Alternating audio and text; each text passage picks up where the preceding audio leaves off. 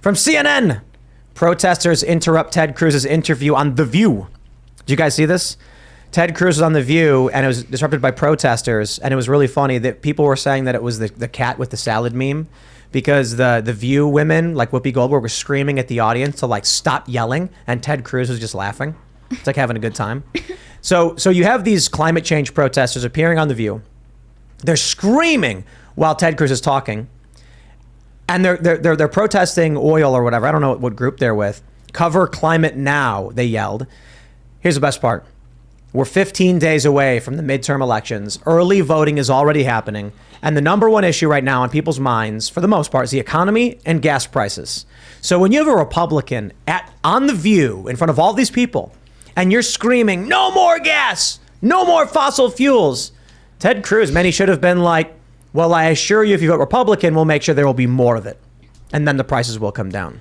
But think, like, these activists, look, my conspiracy theory on this one is that they're being hired by Republicans. Oh, I don't know about that. Including the soup can girls? Soup can girls. Or non-binary individuals? Well, mashed potatoes. Apparently it's an heiress to the Getty oil fortune who's been providing some funding to them. And so I'm not saying it's true. I'm saying it's conspiracy theory. Why, right before the midterms, are anti-oil activists acting a fool, making the left look really, really bad, and when gas prices are freaking people out? You know what I mean? It's just, I'm not literally saying the Republicans are paying them. I'm saying they may as well be. All Republicans should be clapping and cheering for this. To be fair, we don't, like, the Republicans never fight, like, right anyway, and they don't fight dirty like that. That's probably been one of our biggest weaknesses. So I couldn't give them that much credit for thinking that far ahead. They're literally screaming, no more oil. Oh, like, what are you going to be using that? And They're my favorite literally clip, calling for mass murder. Yeah, So. yeah, absolutely. They don't understand the larger consequences if we get rid Or maybe of oil. they do understand the larger consequences and they just don't care. Or maybe they just want to get rid of people. They're consequentialists. No, they care. They care about the earth and not the people. You know what I mean? Like, right. Do I care about the centipede that I step on as it's like you're running towards me? I'm like, centipede. It's like, I care to get rid of it. You know what I mean? Like, do you care about the wasps you spray? You care in the sense that they have alerted you to their presence. You don't like them, and now you're doing away with them. You know, you see what I'm saying? They think that we can have the same comforts and luxuries that we have now without fossil fuels. Don't they? Well, at least they want to survive. What I'm saying is they think we can have the same comfort as we do now without fossil fuels if tons of people die. You see what I'm saying? You know, like when I see a wasp's nest on my porch, I care. That is not a good thing. And so I spray them and the wasps die. So they care, but not in the way you'd think a human is supposed to care about another human. Yeah, my favorite thing is seeing all the garbage left after a lot of these climate change rallies. My second favorite thing was recently seeing a video of these people gluing their hands to the street. And then one of the ladies doing that glued her hand and took toxic super glue and just threw it down the drain right afterwards with a sign that says we need to protect the environment. I mean, these people could be making legitimate actions. There are legitimate things that we could do to start cleaning things up, especially in our environment, especially when it comes to holding multinational corporations accountable, especially when it comes to holding China accountable. But they're not doing any of that. Their end goal is to essentially punish everyone for not paying enough taxes to the government, which is such an MK Ultra mind control belief that is just mind-boggling, being able to sit here saying these people think if you give the government more money, the weather's going to be gooder. That makes no sense at all. The funny thing is that like there's petroleum. This is a picture of what Luke was referencing. There's a bunch. You Google search garbage at climate rally, and there's just like thousands of photos. Absolutely. But I was saying super glue, like just them purchasing super glue, you're supporting the petroleum industry. Like how many? Like they don't realize how it's in. Maybe everything. they shoplifted it. Probably. But then throwing it down the sewer. I mean, come on. Right. That's just. They're also putting their money where their mouth is by not bathing. That's saving true. Water. And not having kids. So true. Or aborting them. Yep. So it's like the end result of leftism is it just won't exist in 50 years. I'm okay with that.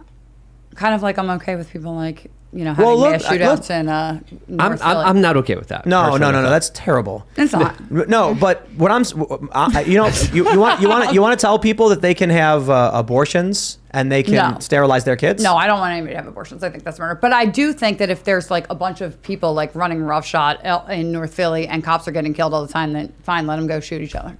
Well, I mean, I suppose as an issue of defund the police, that's what they've been arguing for. Yeah. So it sounds like you're just saying you're in favor of. No, I'm saying fund the police, fund it extra. But not there. I mean. Yeah, Like, fund it where they're not being crazy and in- that they don't support defund the police. Put extra cops there. I'm saying this, like, look, if the end result of, let me put it this way, the left comes out and says women have a right to choose to get an abortion. Okay. They say, we were just watching the Ron DeSantis Charlie Crist debate, and Ron asks Charlie Crist about child sex changes, and Crist keeps bringing up abortion. He doesn't answer the question. He says, abortion, a women's choice. And it's like, okay, dude, if a group of people are burning the country to the ground, running through the streets, smashing windows, burning everybody, then they come out and it's their political position. They should be able to abort their children and sterilize them. I don't understand. I mean, I do understand why conservatives are mad about it, but it's also just kind of a funny thing where it's like the people who you think are evil and destroying everything are also like ending their genetic line. And so it's just like, look, I've tweeted this and I will say it again. One of the most shocking things to me is that you can question Fauci and get banned from every platform. You can question the CDC and get banned from every platform. You can have you could be a doctor who contributed to the invention of mRNA and they ban you. But if you come out on Twitter several times and say, consider spaying and neutering your children to save the planet, nobody cares. Not a single hit piece, no criticism, no jokes, no mockery. You can say, please abort your kids. There's too many people already. Not a single thing. It's shocking to me that I just feel like that should be like cancel culture worthy. To come out and be like, you should abort your kids and sterilize them. They should be like, you stop. But no, they cheer for it. And they're the ones who pretend to be the champions of the poor when they think it would be better to be dead than poor. Stacey Abrams said abort poor people. They literally say that. I was doing a one-on-one video, and I was debating some guy on the street in front of like the Supreme Court, and I said, your argument there is that it's better to be dead than be poor. And he goes, yes, that's exactly what I'm saying. I was like I didn't even know what to say. I just looked at him like, you can't be serious. Like, what's the end result if they all start sterilizing their kids and getting abortions?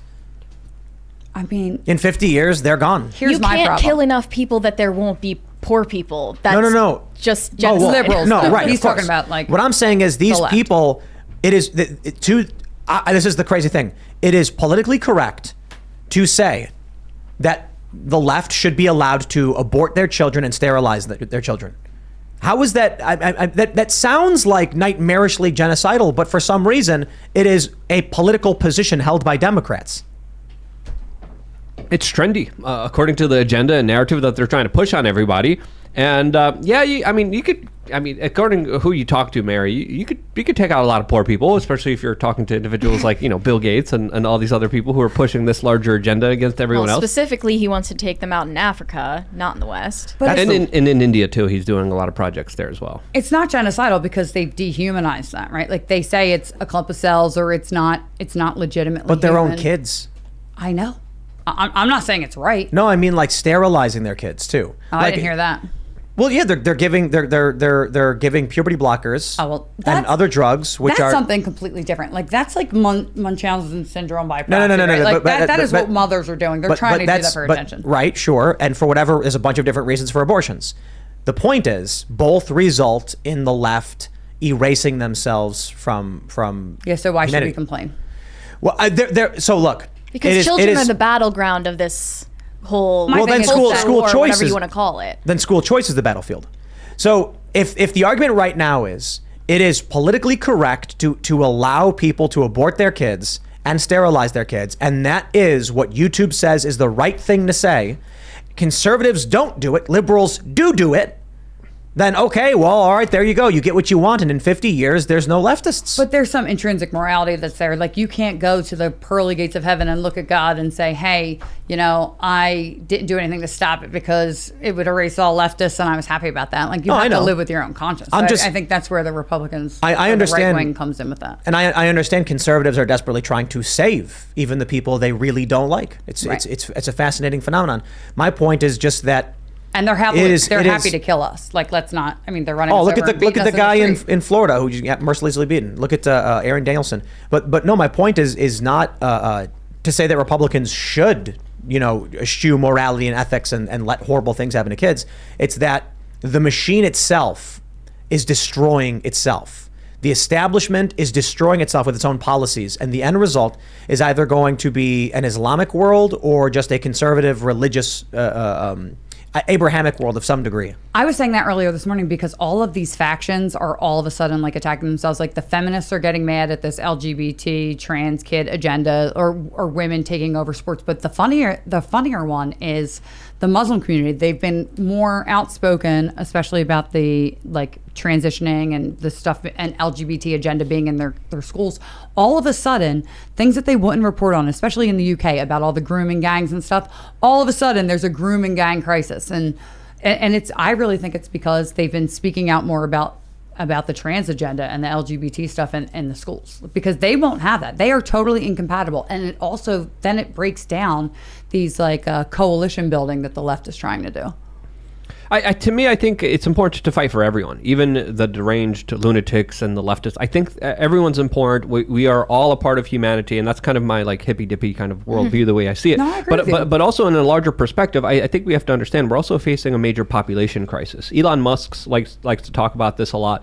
It's happening very severely in China right now, but in the United States and particularly in Europe, we're seeing the decline of the current civilization, of the current population there, to drastic levels where soon there's not going to be enough people to repopulate, and with that comes major crises towards our entire infrastructure, towards our entire economic system, towards our entire way of life. So just on that own population crisis, we need to fight like hell so there are more lives in the future to make sure that there's not as much chaos. Thanks for checking out this segment from the Timcast IRL podcast. But if you want to check out the full show live, tune in Monday through Friday at 8 p.m.